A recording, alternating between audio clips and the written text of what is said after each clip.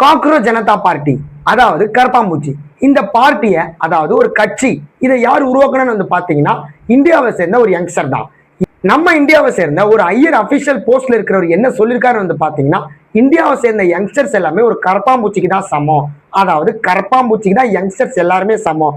அவங்க வந்து பாத்தீங்கன்னா படிக்காம வேலைக்கும் போகாம எந்த ஒரு ஸ்கில்லுமே இல்லாம சும்மா கரப்பாம்பூச்சி மாதிரி சுத்திட்டு இருக்காங்க. சிஸ்டம் சரியில்லை அப்படின்னு தான் குறை சொல்லிட்டு இருக்காங்க. சோசியல் மீடியால தான் ஃபுல்லா ஆக்டிவா இருக்காங்க. அவங்க வந்து எதுக்குமே பிரயோஜனம் இல்லை, அவங்க வந்து ஒரு கரப்பாம்பூச்சிக்கு தான் சமம் அப்படின்னு சொல்லிட்டு அவரு சொல்லிட்டாரு. இதனால கோவம் அடைந்த யங்ஸ்டர் என்ன பண்றாங்கன்னு வந்து பாத்தீங்கன்னா, எல்லாருமே சேர்ந்து காக்ரோச் ஜனதா பார்ட்டி அப்படின்னு ஒண்ணு ஆரம்பிச்சுட்டாங்க. எதுக்காகனா சிஸ்டம்க்கு அகேன்ஸ்டா அவங்க வந்து ஒரு பார்ட்டியா ஃபார்ம் ஆயிட்டாங்க. அதுக்காக வந்து பாத்தீங்கன்னா கிட்டத்தட்ட லட்சக்கணக்கான ஃபாலோவர்ஸ் வந்து அவங்களுக்கு இப்ப இன்ஸ்டாகிராம்ல இருக்கு. இதோட மெயின் மோட்டிவ் என்னன்னு வந்து பாத்தீங்கன்னா, அவங்க வந்து சிஸ்டம் சரியில்லை அப்படின்னு சொல்லிட்டு இருக்காங்க. மெயின் மோட்டிவ் என்னன்னு தெரியுமா? அவர் வந்து என்ன சொல்லியிருக்காருன்னா, யங்ஸ்டர்ஸ் எல்லாருமே காக்ரோச் தான், அவங்க வந்து வேலைக்கே போகாம சும்மா தான் சுத்திட்டு இருக்காங்க, அவங்க எல்லாரும் கரப்பாம்பூச்சிக்கு சமன் சொல்லியிருக்காருல்ல. ஆனா இதுல இருந்து நம்ம என்ன தெரியுமா புரிஞ்சுக்கணும்? ஒரே ஒரு விஷயம் தான், நம்ம இந்தியால சிஸ்டம் சுத்தமா சரி கிடையாது அப்படின்றதான் அந்த காக்ரோச் ஜனதா பார்ட்டி வந்து எடுத்து முன் வைக்கிறாங்க. நம்மளோட இந்தியாவில் நம்மளோட சிஸ்டத்தை வழிநடத்துற இடத்துல தான் நீங்க இருக்கீங்க.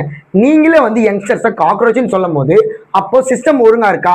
சிஸ்டம் வந்து சரியே கிடையாது அப்படின்றது தான் இந்த பார்ட்டியோட மெயின் மோட்டிவ் எல்லாமே. இதுக்கு ரீசன்ஸும் நான் சொல்றேன் பாருங்க. நம்மளோட இந்தியாவில் எஜுகேஷன் சிஸ்டம் சரியா இருக்கான்னு கேட்டீங்கன்னா சுத்தமா சரி கிடையாது. ஃபார் எக்ஸாம்பிள், நீட் எக்ஸாமுக்காக எவ்வளவு பேர் கஷ்டப்பட்டு படிக்கிறாங்க. ஆனா என்ன ஆகுது? நீட் எக்ஸாம் கொஸ்டின் பேப்பர் எல்லாமே ரிலீஸ் ஆகுது. அப்போ ரிலீஸ் ஆகுதுன்னா லீக் ஆயிடுச்சு. அப்ப அதுக்காக எவ்வளவு பேர் கஷ்டப்பட்டு படிச்சிருப்பாங்க, அது எல்லாமே வேஸ்டா போச்சா? இந்தியால அன்எம்ப்ளாய்மெண்ட் யங்ஸ்டர்ஸ் வந்து பாத்தீங்கன்னா நிறைய பேர் இருக்காங்க. அப்படி இருக்காங்கன்னா அவங்களுக்கு எம்ப்ளாய்மெண்ட் ப்ரொவைட் பண்ண வேண்டியது கவர்மெண்டோட கடமை. ஆனா அப்படிப்பட்ட கவர்மெண்ட் என்ன சொல்றாங்க? யங்ஸ்டர்ஸ் எல்லாமே காக்ரோச் தான் சொல்லும் போது இப்படிப்பட்ட புரட்சி ஏற்படதான் செய்யும். ஏன்னு வந்து பாத்தீங்கன்னா, ஒரு சின்ன குழந்தை, எல்கேஜி குழந்தை கிட்ட வந்து பாத்தீங்கன்னா அவ்வளவு புக்ஸ் பேக்ல இருக்கு. இதை பத்தி நான் முன்னாடி ஒரு வீடியோ போட்டிருப்பேன்.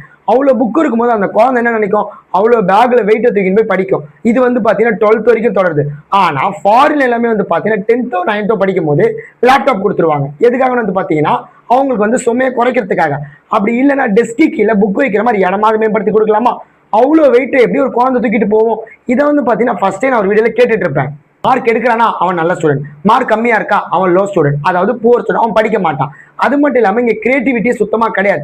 இப்ப நம்ம ஸ்கூல் காலேஜ்ல நம்ம சொல்லுவாங்க, நம்ம பேசும்போது கீப் சைலண்ட் அப்படின்னு சொல்லிட்டே இருப்பாங்க. ஆனா அந்த ஸ்கூலே கட்டி அமைக்கிற பார்லிமெண்ட் என்ன பண்ணிட்டு இருக்காங்க?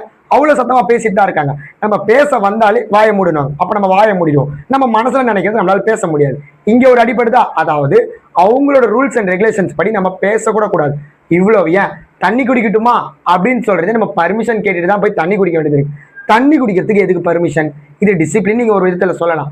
ஆனா நம்ம தண்ணி குடிக்கிறதுக்கு நம்ம பர்மிஷன் கேட்டு